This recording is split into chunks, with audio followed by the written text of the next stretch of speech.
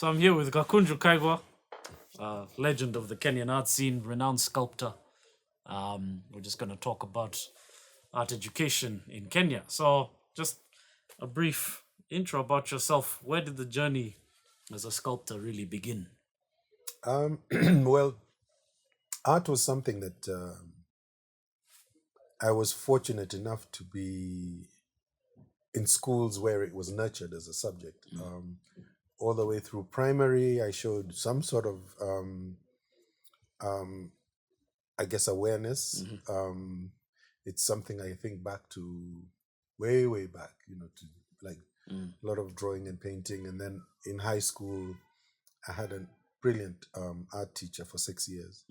Um, and in fact, we are friends to this very day. And we're talking about 1976 was when I finished my high school. And then at the time, I had an option to go into Kenyatta University, which was the only place you could do fine art, and or I could do architecture or design at the University of Nairobi main campus. And I chose to do fine art because I liked painting, and architecture was a little bit more. I don't know if it's academic.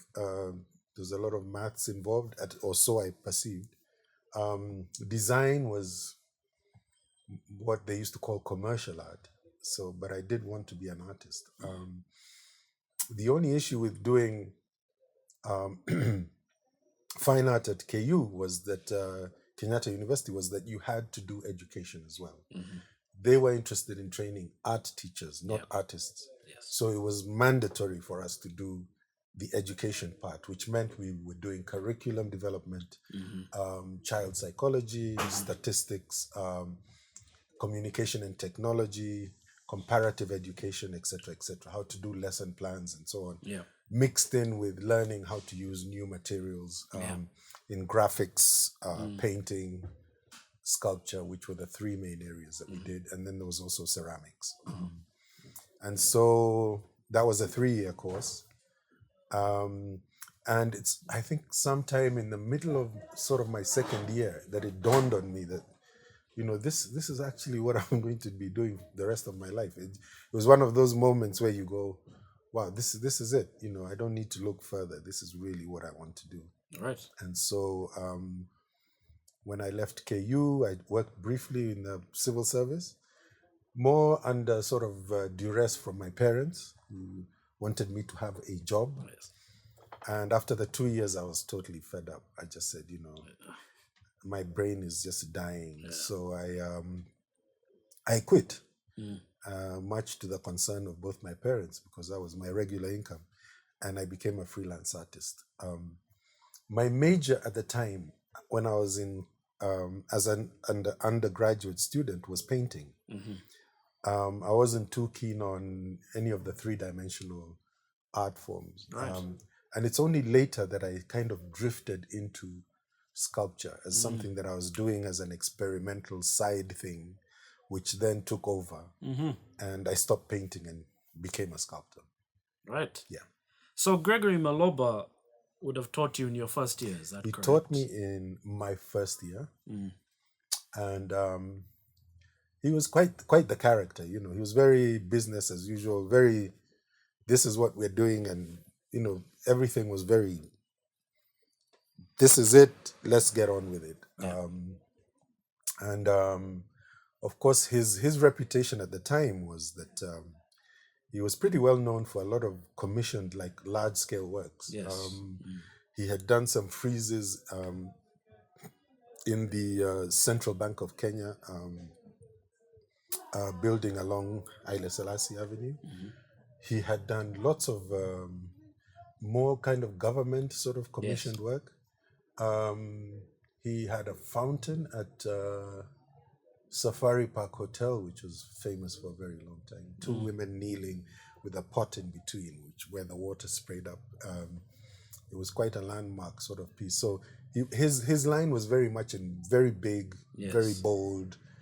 He used to work in concrete. He also did a lot of welding, but he taught us modeling.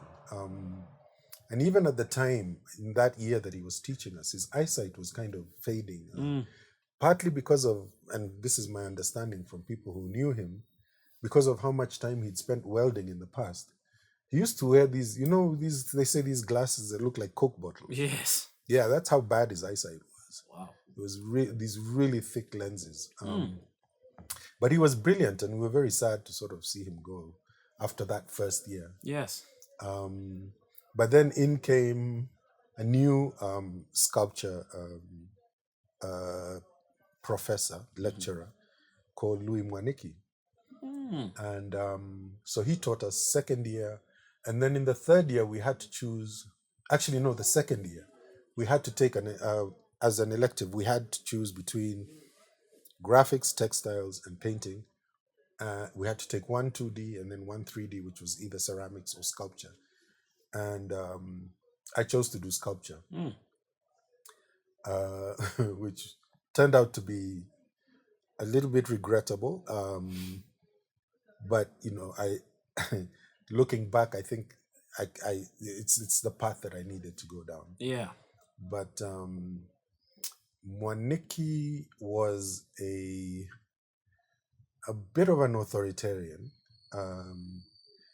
He took no nonsense in terms of how he guided his academic the academic experience of making sculpture. Yes.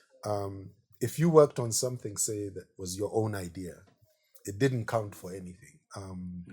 Everything was the project he gave you. Right. If you did anything outside of that, and I think from the way he was taught, he only knew how to teach how he was taught. True. And so what he'd do is, if you were working on something, say, for example, in clay, because a lot of what we did was clay modeling, he would come and kind of push you to the side. And you've worked on it for maybe a week or two, and it's coming together and it's your vision. And he'd take your tools and he'd basically, right in front of you, just go, this head is too big and this arm should be over here. And he'd kind of just make the work his. And then he'd walk away. And half the time you'd sort of go, well, that's not where I was going with this. And so you just put the clay back in the bin and you go and have a drink or something. And that was it was a very common experience for a lot of his students. He had a way of doing things, and if you didn't do it his way, then you weren't going to get along.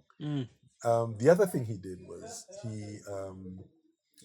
he spent some time in Europe. Yes.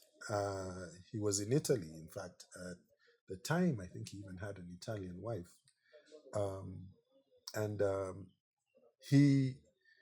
He'd pull us out of class and he'd take us to go look at slides, presentations of him in different parts of the world. And he'd go on and on about his travels and where he went and what he did and so on and so forth. And this at a time when we're sort of like, when are we going to get our hands dirty? Yes. And he was a little shy about sharing some of his skills as well. You'd ask him, that slide, that piece there, that's really beautiful. How did you get that effect? And he'd say, well, it took me 5 years to find out that technique. I'm not going to tell you, And so there was this sort of, then why are you teaching? Kind of a lot of that going through our minds the whole time that we were under his tutelage was always, why does he even teach? Yes. And it's something that was, if you speak to students who were there years after us, it wasn't peculiar to just our year. Yes. That was his way of being. And at one point he became the head of department, and he was notorious for kind of failing people,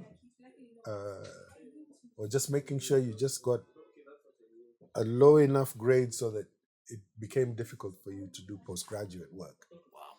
Or so the saying went. And I speak, they say you don't speak ill of the dead, but this is for any student that I've ever met who went through the sculpture department at Kenyatta University, and you ask them, so were you there when Louis Mwaniki was there? there's an instant kind of shift, Yeah. where it's like, yeah, him, yeah. That was always pretty much the the response you get from most people who were his students. Right. It was a frustrating time, and so sculpture for me had no, all through my third year, was something that I couldn't be bothered with because it was just too upsetting. So 3 years after my graduation was when I started stone carving, and it was really just experimental. And then I realized this is something I kind of connected with, the carving process way more than I had with all the years that I had been painting. It was a very immediate process. It was something that happened. Um, I had an idea, and I went straight to the material. I didn't have to do drawings.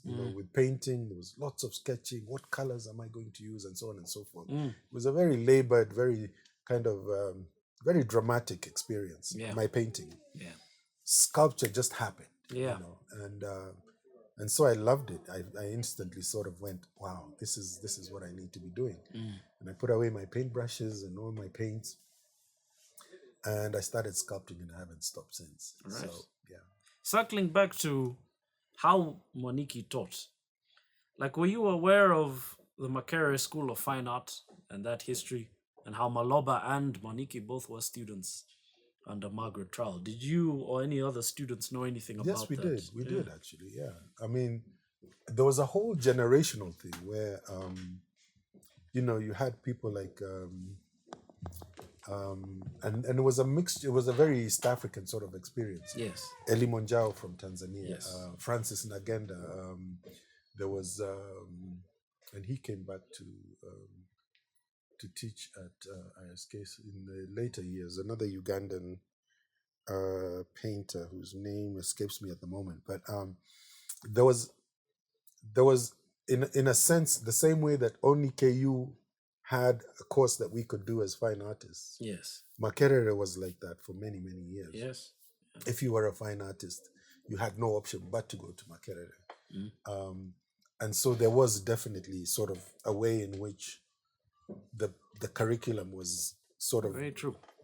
taught, and I think it's true to say that a lot of people kind of take in that, because there were things they'd say, for example, like, this was one of the fallacies that I came to understand many years later, where there was this way of teaching that stressed that if you wanted to be successful as an artist, you had to specialize.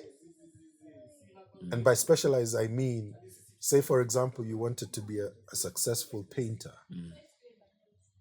If you painted only in watercolor, Wow. only acrylics, Wow.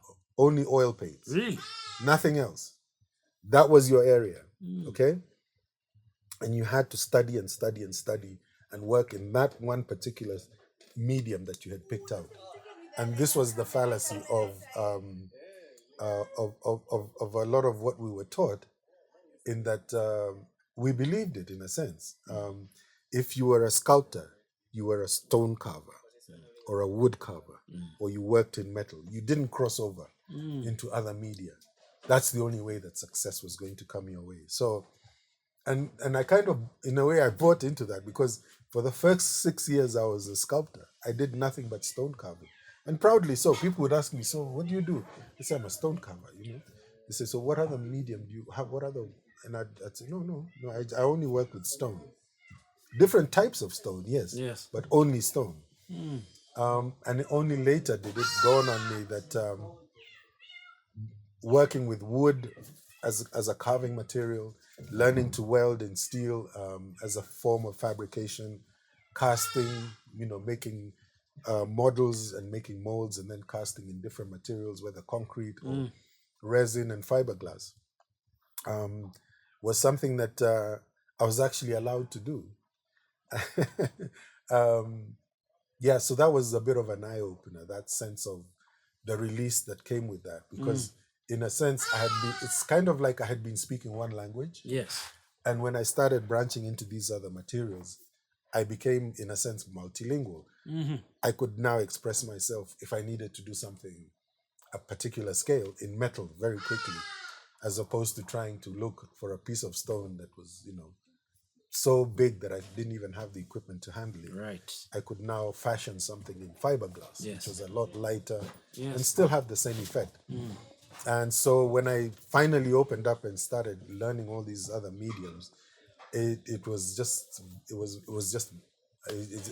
was a really interesting experience to just be able to handle all these different mediums and be able to work with them Yes. in a way that didn't take away from, because my work was identifiable in whatever medium I was working with. Yeah. I had discovered my voice, as they call it, and the people would see my work and then, oh, that's my Kaigwa. There was a signature to it that somehow people could connect with my work regardless of what medium I was using. So Somewhat of a multi-layered question, but obviously you then left and then became a freelancer eventually, a freelance artist. yes, I did. What other artists, if you could just describe the art scene at that time, were there other artists you drew from outside of the academic space? There's one individual who I definitely had a very big impact on me. And of course, when I quit the civil service, I was still a painter. This was about 1982, and then my first one-man show was held at the Alliance Française, paintings only. 83 is when I started dabbling in sculpture, and around 85, I was selling my work through Gallery Watatu, and I walked in there one day and I bumped into this very colorful character who claimed to have been looking for me for quite some time. And I'm like, I don't think I know you. And he says, oh, no, I know you. I've seen your work in the gallery here. And I'm very interested in what you're doing. And I'd like you to come and work with me. And I said, well, so what's that going to look like? He says, oh, I run this workshop in the industrial area. I want you to just come and it turned into what was technically an apprenticeship. His name was John Odoch Amen. And big guy, big beard, glasses, he's tall and he talked like this, very gruff, but wonderful sculptor. I mean, his work was absolutely phenomenal. There was a lot of his metal work back in the day. He was doing a lot of sculpture in metal, where he'd use things like typewriters and pieces of like mechanical sort of gears and so Yes. on, and make these very interesting figures. And he was also a phenomenal stone carver. And he was the production manager at African Heritage Oh, yes. for products they used to make for their shop on Kenyatta Avenue. Yes. African Heritage. Right. This is 85. And so there was a workshop in industrial area where they'd have these carvers, and they'd take a lorry up to Tabaka, which is in Kisii, and bring these piles and piles of soapstone and just bring them to this factory area. And then these people would just pick out whatever they need to make all these mostly artifacts, soap dishes, candle holders, Yep. things like that. And so I used to sit with these guys, but I'm doing my own work. And I had access to any of the stone that I needed from these big piles they had.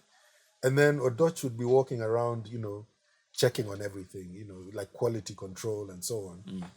And every so often he'd stop in where I am and he's like, so how is it going? And I tell him, I'm having a problem over here. And he'd say, no, try this, And then he'd show me what to do. And, he was the one who taught me that the void, how you can break through a piece of stone so that you're looking right through it, and how important that was as part of the expression you can do with especially with a carved piece of stone or wood for that matter. And so my style went through quite a shift. It went through a change, partly because of the material I was using, which I'd never used before, the soapstone. And so I had a sort of a soapstone period for about 4 years, where it's all I was using, but under the tutelage of John Odoch, who I was with for about 5 months. And then finally I felt, and he's also the person who taught me how to weld. And finally, he was kind of like, yeah, I think you've done all, you've learned all you need to know. You are free to go whenever you feel like it. So I left and went back to my studio and continued using all these amazing new skills that he had given me. And he had an interesting way of teaching because his thing was um, ideas had to come from you, which was kind of novel as opposed to my past experience. Um, and all he did was give technical, like, this is the chisel, you do this, and then when you get to this point you do this, and then this is how you get this effect, but never an input in terms of the idea or any sort of like, I'm going to change your work so that it looks like whatever. Yes. So it was very freeing, and I'll forever be grateful to him. I'm told he moved back up country. He was actually from the Kenya-Uganda border. He was an Acholi. Busia side. Yeah, so he's somewhere up there, and I'm always saying I'm going to go look for him, Yeah. which I really should, and just catch up after these many, many, many years. Yeah. Yeah. So in terms of your first clientele locally, you mentioned Gallery Watatu. Is that where you first started selling and showcasing your Pretty work? much, yeah. Straight. All right. Okay. From the show I had in 1982 at the Alliance Francaise, all that work kind of moved into the gallery. Ruth Schaffner, who was the owner at the time, took me under her wing, and she was very supportive in terms of showing my work, showcasing, giving me shows, whether group shows or solo shows and so on. So we had a connection for many, many years until I think her passing in 1999.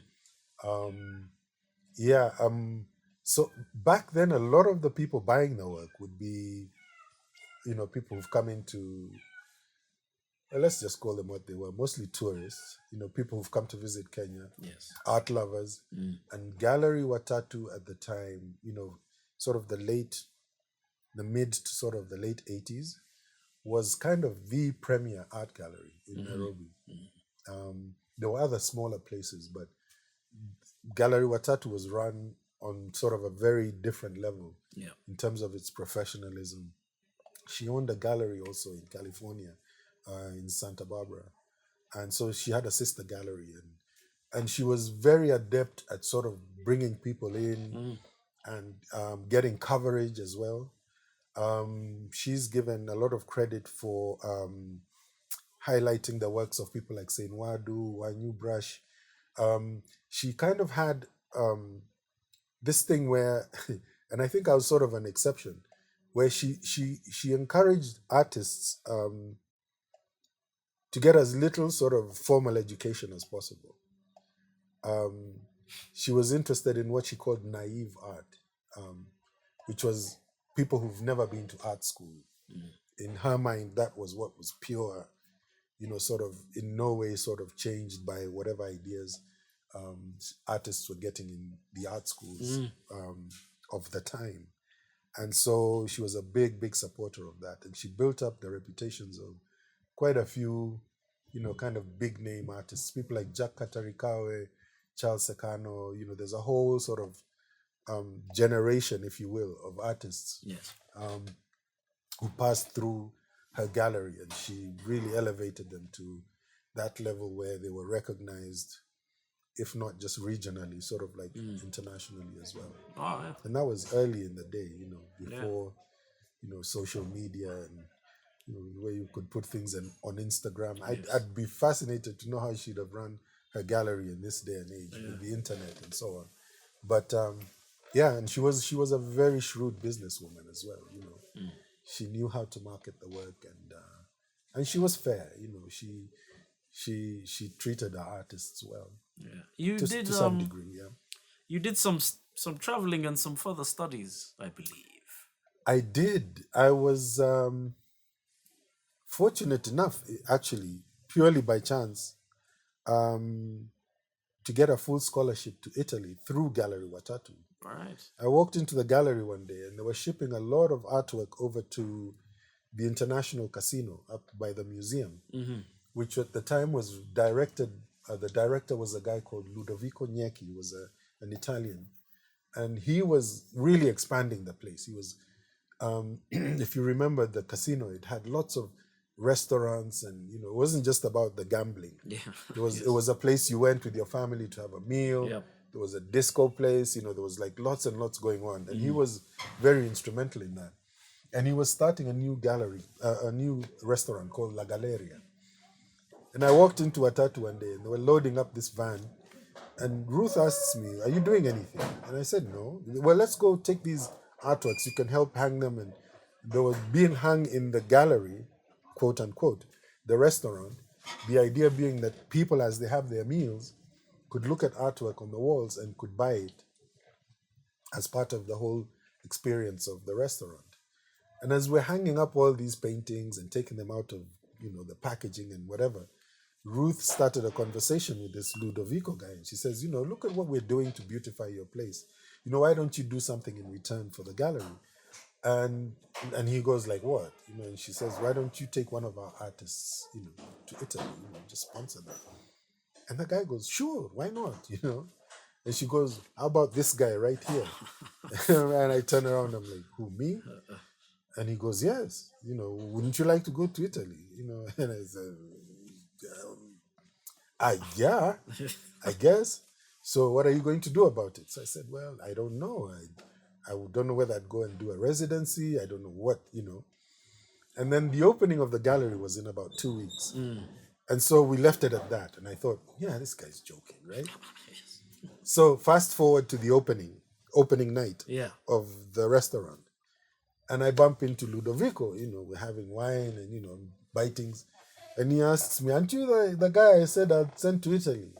And I say, "Yeah." So he said, "What are you doing about it?" And I said, "Oh, you were serious?" And he goes, "Listen, if you don't want to go, then I'll send somebody else." So I got in a panic. And I thought, wow, this guy was really serious.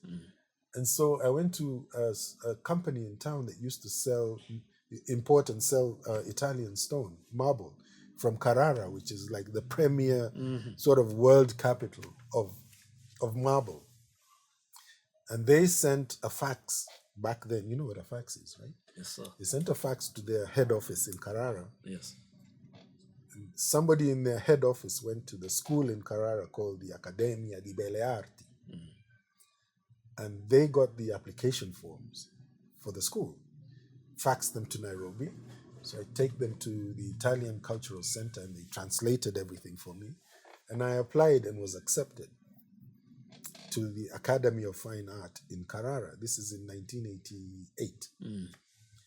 And so I go to Ludovico and I say, I've been accepted. And he goes, "Well, now you have to learn Italian. I'm going to pay for you to take Italian lessons because it's another maybe 2 or 3 months before you leave." Yes. So okay, so I signed up for Italian classes and I started going to Italian classes. And then I get on a plane, fly to Rome, get on a train, 5-hour train ride to Carrara. I get to Carrara and I land there with my suitcase. I don't know anybody there, right? Never traveled outside Kenya before in my life. And I'm 32 at the time. And it was a mind-blowing experience. And I was there for 8 months. All expenses paid. My rent was paid, everything, including shipping all the work that I made while I was there back to Kenya. And that was a huge turning point in my life as well, because at that time I was in Italy, and I'm not waiting till I get back to Kenya to find out where to travel next. Yeah. So I applied to a university in Scotland while in Italy. Got accepted for a master's program. Had no money to go. So when I came back, I went to the British Council, and I basically just made myself a nuisance for about a whole year, asking them for a scholarship. And they said, no, we only give scholarships for agriculture, education, or was agriculture, education, or health. People going to study those 3 areas. Serious things. Yeah. And I said, And I think just to get rid of me, because I said, you've never done anything with us before. And I said, do you want me to hold an exhibition here or what? Just tell me what to do. And they, yeah, go ahead. Let's have an exhibition. So I had a one-man show They used to be in the city center CBD on. That's when British Council were in the ICEA building. I had a one-man show which was very successful, and finally they sent me off to Scotland, where I studied for a PhD. Well, it was a they called it a master in philosophy, interestingly enough, but it was art, which I could have done either as a master of fine art, MFA, just straight up and just do like my work. Yes. But they also had an option where you could learn how to do art in public spaces, site-specific art. And that's the one I chose to do. So for a year and a half, I studied the whole mechanisms of how to put art in public places, working with architects, quantity surveyors, learning how to present work, how to go about getting commissions, and so on and so forth. Very good. And so I came back with a master's, and and then there was the one academic year that I did in Italy. I couldn't do more than the 1 year, but that 1 year was just phenomenal. The 8 months that I was there, because then the holidays came along and I had to come back. But it just changed my life forever. Yeah. So, I mean, you're known primarily as an artist, Yes. So, what made you decide to become an art teacher? The teaching was something I sort of I had a friend teaching for an international school who I knew from way back before she was even got into education, when she was a dancer. And we were very old friends from back in the 70s, actually. She used to teach modern dance at the conservatoire near the National Theatre. She got into teaching, and we kind of kept in touch because she was an artist as well. She's a painter in her own right. Yeah. And anytime she needed a substitute teacher at the international school, or an artist in residence to come and work with the kids on, say, a 2 or 3 day project, she'd call me. So the first time I ever went to ISK was in 1992 to do a workshop with some kids. And then over the years, whenever she needed a break, she'd call me and I'd come in for a day or two. Then I subbed for her for 2 weeks when she had to go for knee surgery. This is all from her days from when she was dancing.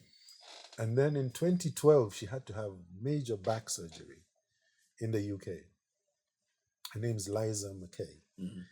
And she went to have surgery, and she asked me if I could just hold the fort while she's getting through this surgery. And I said, absolutely, yeah, And so I went into the school, and she took a while to recover. And the more prolonged it became, the more it's sort of like, and that, the principal would keep asking me, do you mind, teaching a little bit longer? And I'm like, fine, I'm okay.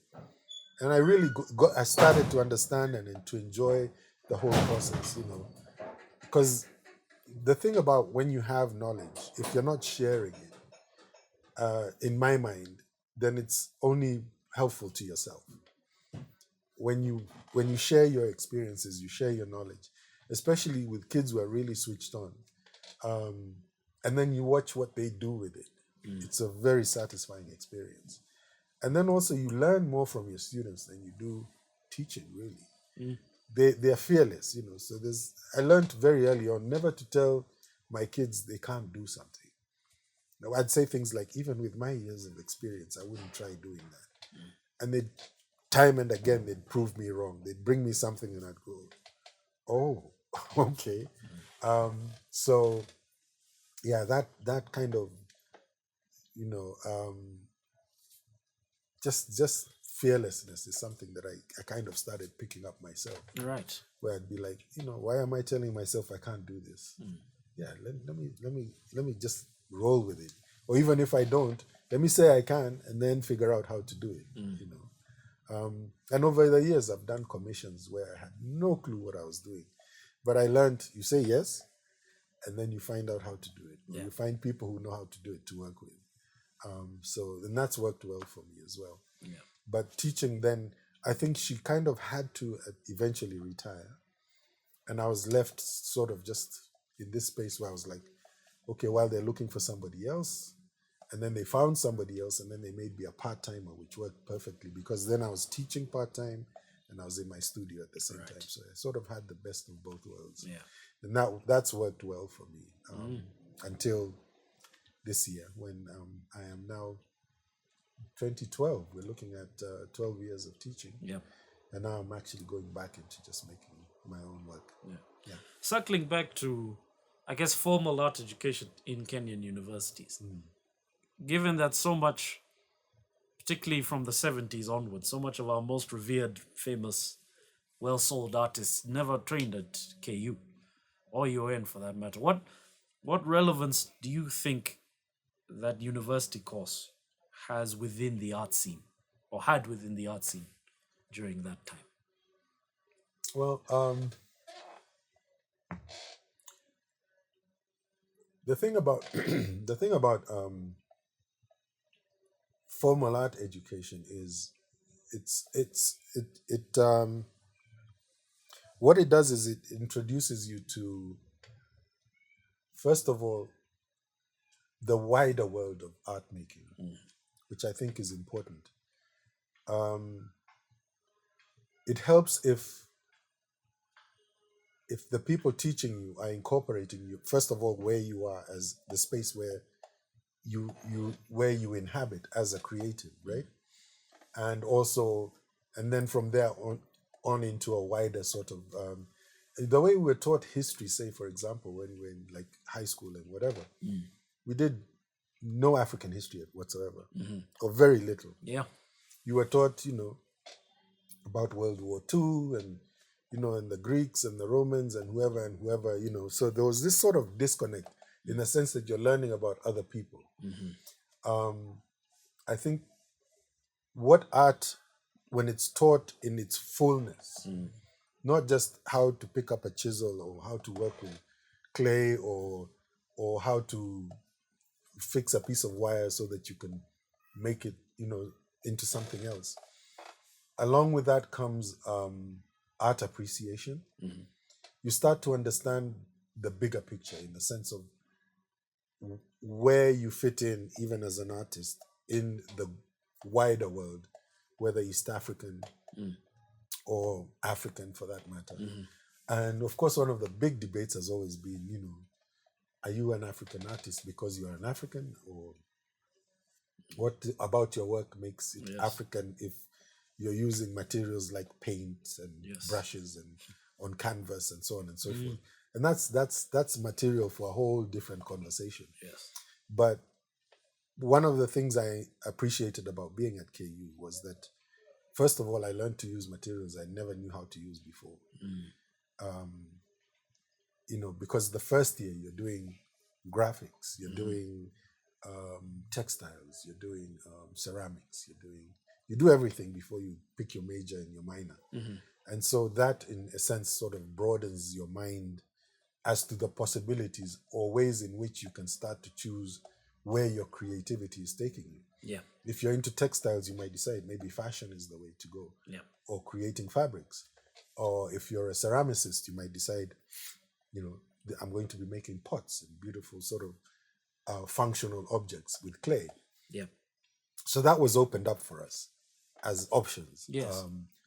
And then, we'd have tutorials where we're learning about art from different places. And so, in a sense, you've got that. I don't want to say it's a kind of a wider vision in a sense of what's possible and all these art movements and how they came to be.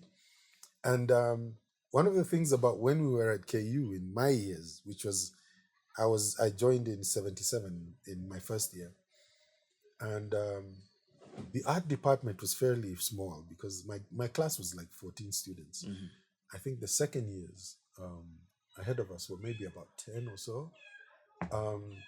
And so we very quickly it had nothing to do with what year you were. There was none of that, oh, you're a second year, I don't hang out with first years and so on. And the conversations we found ourselves in with people like, say, for example, Gumo Kimodo, people like Kangarawa Jabi. There was a sort of an element of artists as activists that very quickly caught our attention as the group that I was in. Yeah. And back in the day, you could tell that art had come out of Kenyatta University because there was almost a school of art Yes. from KU. Yes. And partly because of the subject matter, for one. We all sort of dealt with what was called social commentary, still is, where we went out into the areas where we're looking at the way people live. Yeah. People on the street, mama mboga, that kind of thing, and incorporating that in our work, where it wasn't about painting flowers or whatever, purely sort of aesthetic things that people can hang on the wall. We dealt with a lot of subjects that were pretty uncomfortable, if you will, social injustice and so on and so forth. And so there was a very strong feeling among the group that I was in at the time of this togetherness and the fact that art can be about having a message. Yes. And that message can be about making the world a better place. It sounds kind of cliched, but we were very, very sort of into that. And it showed in the work that we used to do. And so there was that also that continued on once we'd gotten out of university. Our paintings were about people and the struggle. You know what I mean? Yes. Yeah, it really was about that. And so there was that sense of an identity as well. And some of us kept it for longer than others. And to this day, I think of my own work as, in a way, sort of social commentary still. I watch people, I observe what's going on around me, and that's where I get my inspiration from. Yes. And then I'll comment, So I have a sculpture I'm working on right now called it's called it's of a socialite. Say right? less. Yes. So you know what I'm talking about. Yeah. Yes. Yeah. So and she's fabulous. Yes. She's letting it all hang loose, and Yep. it's like what you see is what you get. You Yep. know. And yeah, so there's still that connection to looking usually with a humorous eye Yes. at the world around me. Yes. Unfortunately, we kind of lost touch with each other. A lot of the people I knew back then, a few of us kind of got into art almost directly. A lot of us got into teaching because that was the whole idea anyway. Yep. As soon as you graduated, you were posted to a school. Yes. Some of us just decided not to show up. But there were a lot of us that went into teaching. And over the years, of course, the department has expanded. We've got many more students now. There's something we need to mention, which alongside the education at KU, there were these schools that started to pop up. Yes. That taught art. You've got the Buruburu Institute of Fine Art, for example. And you've had others that started and maybe aren't around anymore. Yeah. But there were alternatives along the way to just going to KU. And then art also, I think, used to be taught at a few other teacher training colleges and so on. But for the most part, it's still, I think, a larger percentage is geared towards architecture design. Yes. And fine artists tend to sort of go through mentorships. Say, for example, like at Kuona, the art center in Kilimani, where we happen to be at the moment, there's a lot of young artists coming through that will study under artists who are based here. And some of them have actually come out of KU, and they are being attached as part of their course to be here for 3 months. Oh, okay. And the lecturers will come in and check in on them, and they'll be given tasks to do. But I think that's a fantastic thing, because what you're doing is learning on the ground. Yes. This is the life of an artist. Yes. It's not theory. Yes. This is really what it's like. Where do you get your materials? How do you handle commissions when people come in and ask you to do work for them? That kind of thing. So it's a really hands-on sort of way of learning, which I'm hoping to become a big part of. Now that I'm going to be sort of based back here Yeah. at Kuona. So yeah, I'd like to say that the art scene is quite vibrant. There's a lot of young talent. Yeah. There's the affordable art show they do at the museum twice a year now. And a visit to that show, is quite eye-opening in terms of the kind of talent you see, the different mediums, young artists. And most of them are people I've never heard of before. So there is definitely a sort of, although you don't see it, it's not like it's, Yeah. and there's a lot of interest in art, and there's a lot of talent as well. Yeah. And there's an older sort of crop of artists who have made quite an international sort of presence and name for themselves. The Cyrus Kabiros, the Peter Samwadis, and Yes. Kamwadi, and yeah, and a few other names I could mention. But there is sort of a bigger profile of Kenyan artists now Yeah. than there ever was before. Yeah. Yeah. Well, thank you, man. It's been a great I pleasure. was just warming up, man. Dude, I have the gold you've given. I was just warming up. It's excellent. So that was my talk with the great Gakunju Kaigwa. Thank you very much for your time. It's my pleasure. Yeah, appreciate it.